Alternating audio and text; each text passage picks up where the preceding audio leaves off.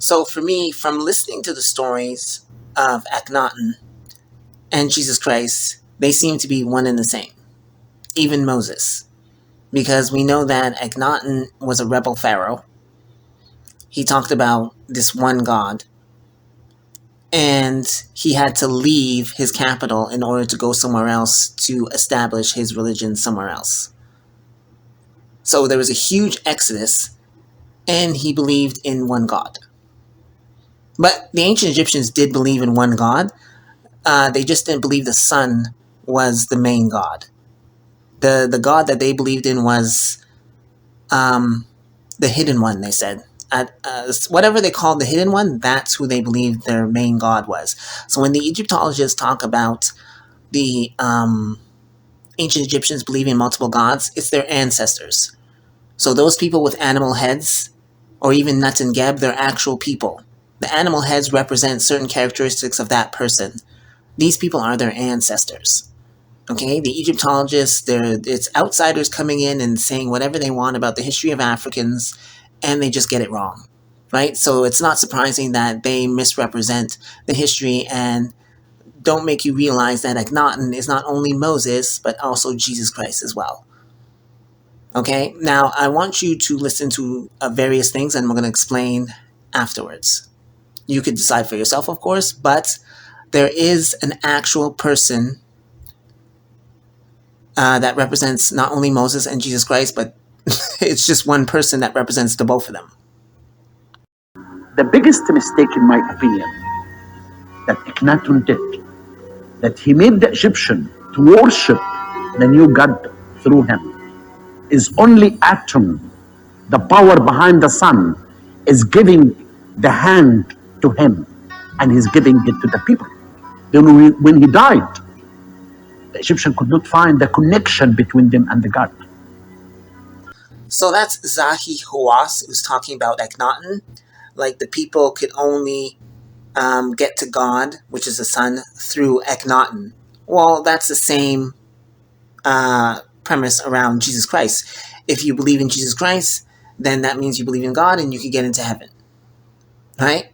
It's the same concept. You would hear it every now and then when they talk about Akhenaten. So right then and there's a connection to Akhenaten and Jesus Christ. And he said something about like when he died, Akhenaten died, they lost the connection. Well, no. Well, Jesus Christ died as well. Did they lose the connection? No. You still believed in Jesus Christ. You still believed in Akhenaten, who is Jesus Christ, and you make it into heaven. And notice that the Catholic Church, the cross, and they also have the sun. The sun is a huge part of their religion, the Catholic Church. People don't seem to realize that, but the sun is a huge part of their religion. And what was Akhenaten about? The sun. And then also you have the Black Madonna and Child, which is the original. You know, when white people took over, they made it white, right? They adopted the culture of, or the information of black people, and they rearranged it and made it their own. Christianity. So Catholicism is about all-encompassing, not prejudice, broad-minded. But Christianity, apparently, these people really had an attitude towards black people.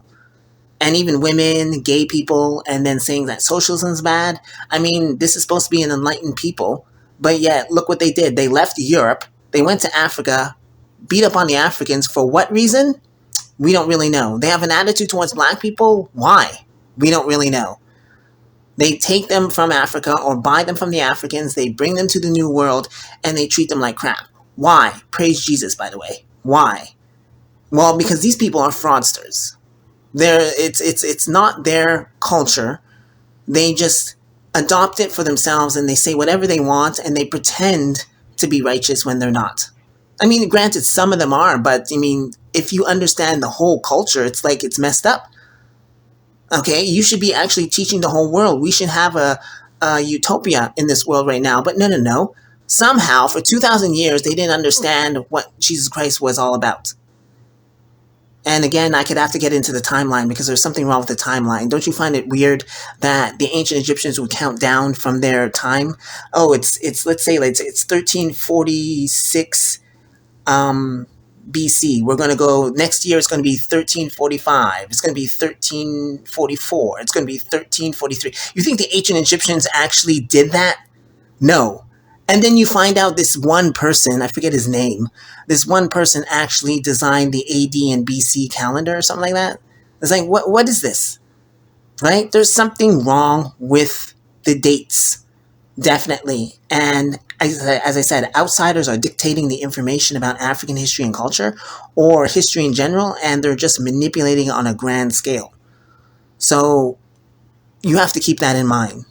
But we'll hear more stuff about it. Akhenaten should have been just another in a long line of pharaohs. But instead, just 5 years into his reign, he suddenly and inexplicably decided to change everything. Banishing the old gods and closing their temples, he announced that one god now ruled Egypt. And as if to draw a line under the past, moved his capital and 50,000 of his subjects to a new city he ordered to be built hundreds of miles from their old homes.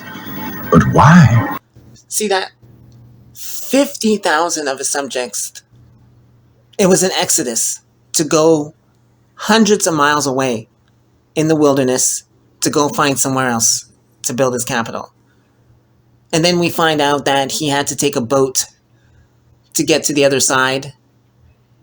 And that's where the whole misrepresentation of the parting of the sea comes from, or the parting of the river, whatever, because a boat travels across the water and it cuts through the water. It parts the water.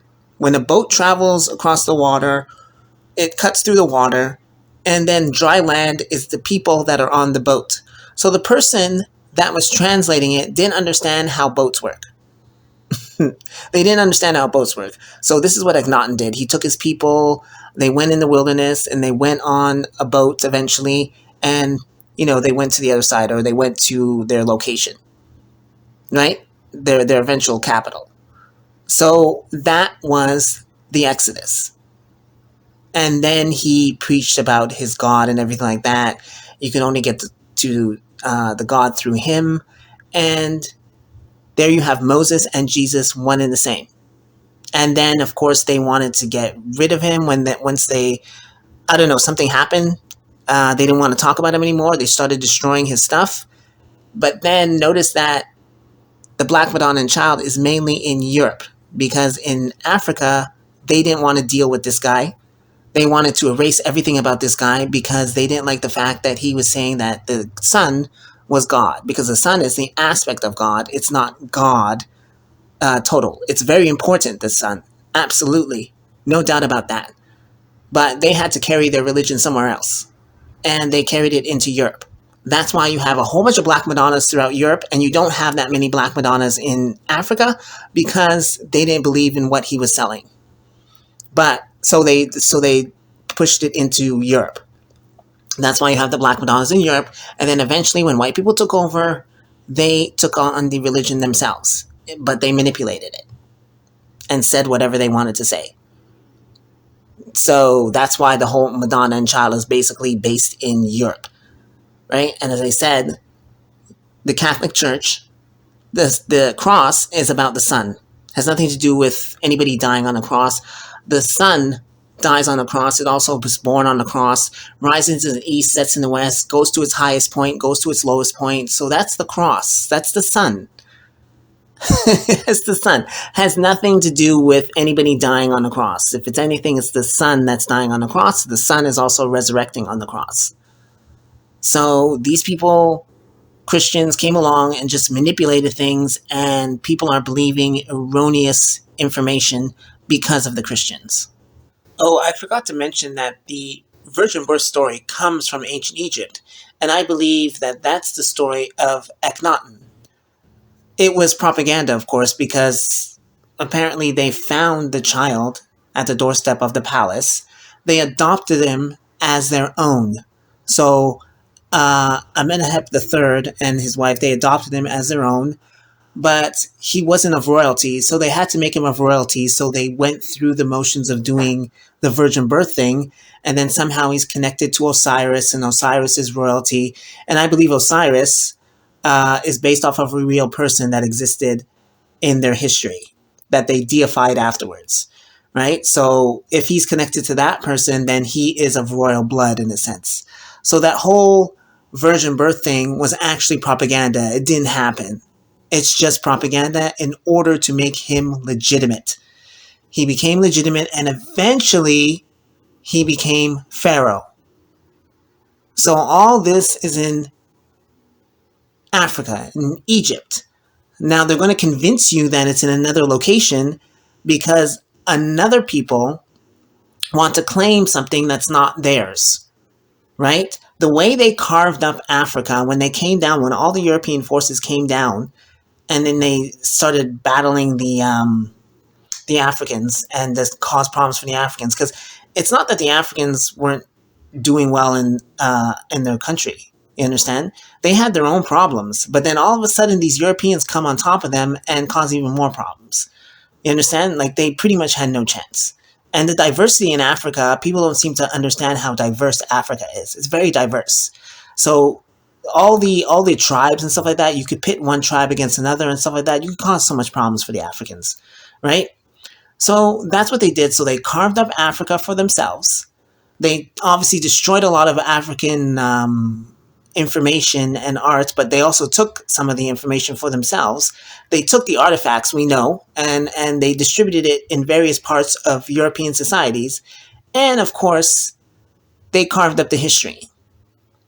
And there's a particular people that carved up the history for themselves, and they make it seem that they are the chosen people when they're actually not, okay, because the history is somewhere else.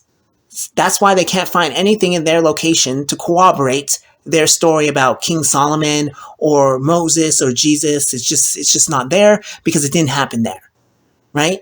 And then when you look at their behavior now, you're wondering, well, are these the chosen people? This can't be right, right? The way they're acting presently, you think that they're the chosen people? No, of course not. It's a fraud. It's a fraud, and eventually people will find this out because it's so annoying that some people could just claim something and it's just not theirs.